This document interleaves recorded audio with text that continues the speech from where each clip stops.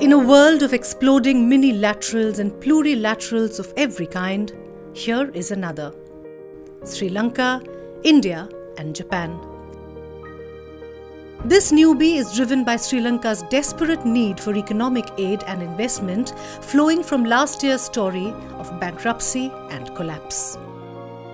Also from India's need for a partner with deep pockets, technological heft and strategic savvy, one that understands the stakes at play in this region and is willing to lend a helping hand.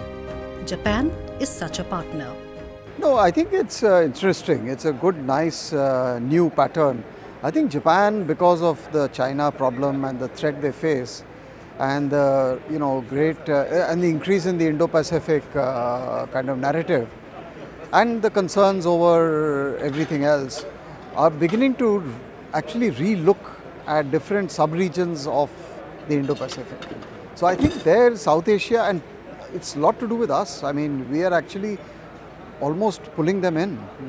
And we are telling them that, look, there is a lot we can do with you. A report by the Pathfinder Foundation think tank in Colombo, unveiled in Delhi on Thursday, has urged a role for India and Japan in Sri Lanka's economic transformation in key areas, ranging from low-carbon power generation and development of Trincomalee as an energy hub to logistics and connectivity. Japanese investment is not as vast as Indian investment.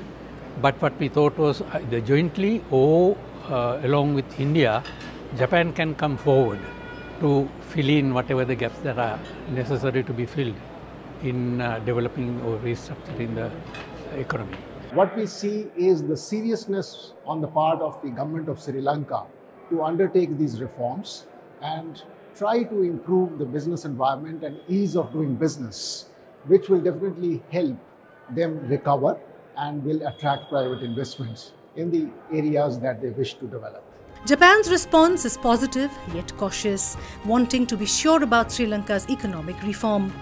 But it also knows the threat from China is multifaceted, from naked aggression in the seas around Japan to Beijing's debt diplomacy, which has seen third world countries like Sri Lanka hand over ports, airports, factories and enterprises to China-controlled entities.